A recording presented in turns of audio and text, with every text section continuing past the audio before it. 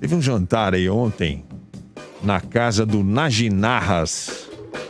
Quem é que explica quem é o Naginarras? O César Esperanto, você sabe quem é o Naginarras? Não é da sua época, Sei, né? Não é da minha época, mas ele tá aí no mercado financeiro de maneira lendária até hoje.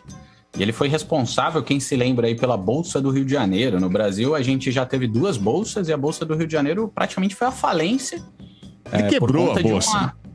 Exato. Ela fechou oficialmente nos anos 2000, mas lá para 1989, 1990, por conta de uma tida operação fraudulenta do Naginarras, ela quebrou, não teve mais condição de se sustentar e ele ficou lendário porque na época ele era responsável chegou a ser responsável num dia por 60% das movimentações de ações de Petro e Vale do Rio Doce, na época era o nome da atual Vale. Então ele era um ator do mercado financeiro muito importante e foi ele aí que patrocinou, entre aspas, né, que propiciou o local de evento desse jantar aí, que tava Temer e toda essa figurada. A galera mais jovem tem uma ideia, assim, quem viu aquele filme O Lobo de Wall Street, aquele cara lá que faz malabarismos ali na bolsa lá nos Estados Unidos e ficou bilionário.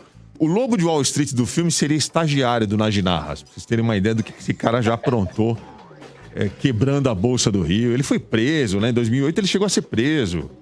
Sim, ele foi preso no âmbito da Operação Satyagraha, né? Isso. Que era uma derivação das investigações lá do Mensalão. Então isso veio depois desse processo aí que acabou levando a Bolsa do Rio de Janeiro à falência.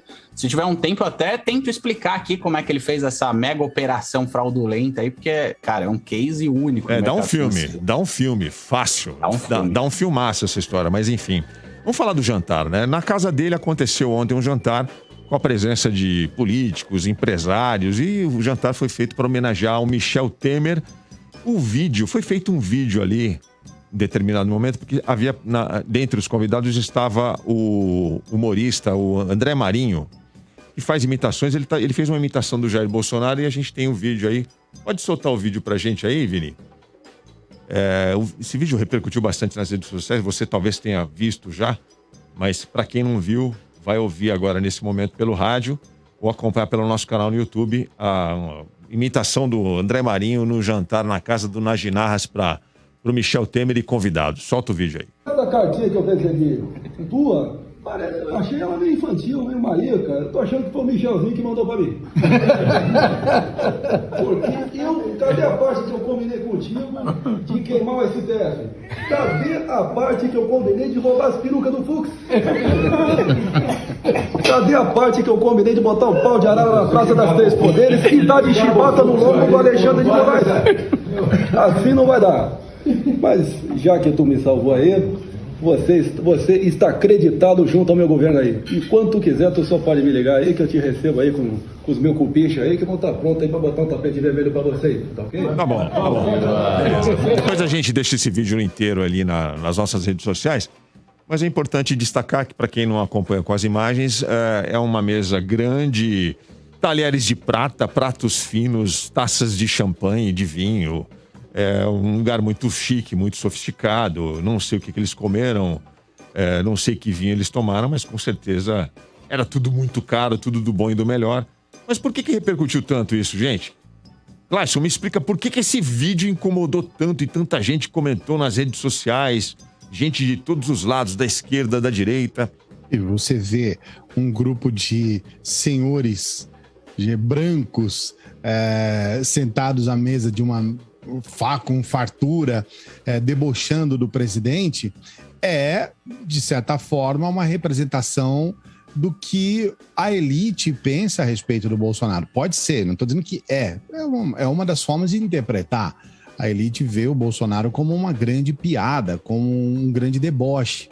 E eles debocham exatamente de tudo aquilo. O humorista, ele foi ali naquele momento bem detalhista em algumas questões que são as bases do Bolsonaro. É aquilo tudo que movimenta o bolsonarismo.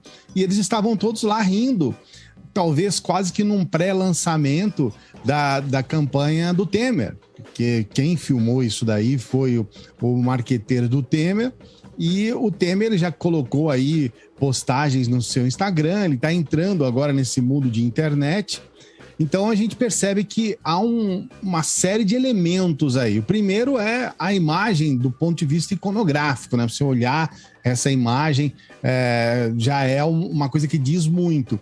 E depois as questões políticas envolvidas e essa representação. Tem muitas formas de interpretar isso, mas essa é uma delas. A elite, na verdade, ela sorri do Bolsonaro, com o deboche. De YouTube você entende. Você acha que o Michel Temer consegue virar um youtuber agora, aos 99 anos?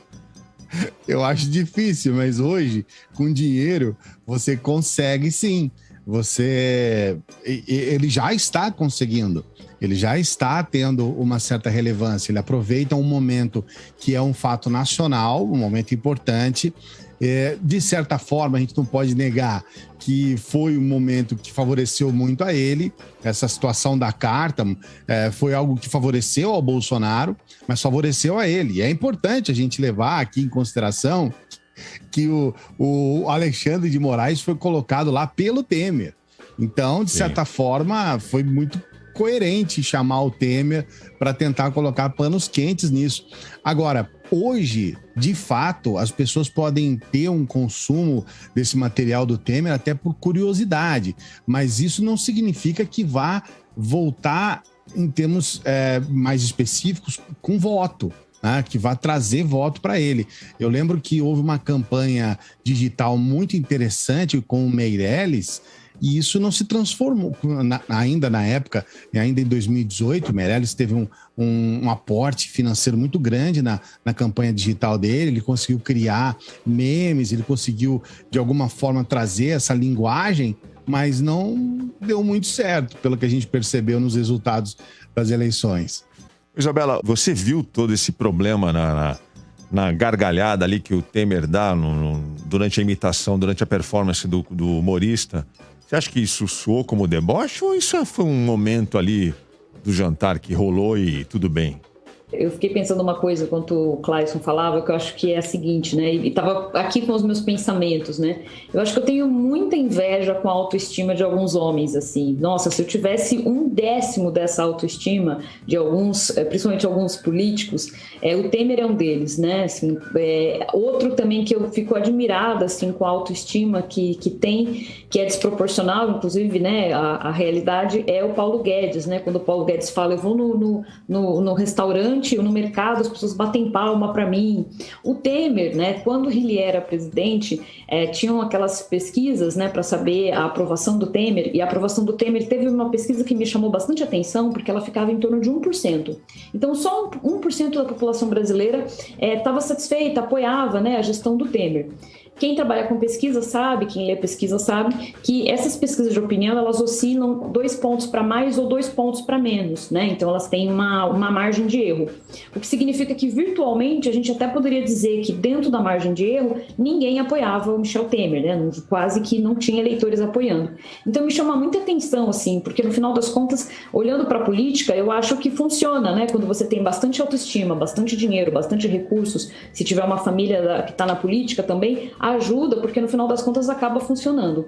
Sobre o vídeo em si, eu acrescentaria uma coisa com relação ao que o Clayson falou, mas também nessa linha, que a gente sempre tem que lembrar que hoje no Brasil, metade da população brasileira está em situação de insegurança alimentar, né? Que é uma forma técnica, bonita, para dizer que pessoas que estão quase no limite, ou passando fome, ou quase no limite de terem privação de alimentos, né? Então, no final das contas, isso não tem muita graça entre eles, né? Me chama muita atenção que algo com tamanha gravidade para quem tem comida no prato, né? Como você falou, talher de prata, tem uma boa alimentação, um pouco tanto faz, né? O que está acontecendo. Mas para as pessoas que estão na realidade, e aí vamos falar metade da população brasileira, isso não tem a menor graça, assim. Eu acho isso de um deboche desproporcional à realidade que a gente está vivendo no país. Desproporcional. A grande verdade.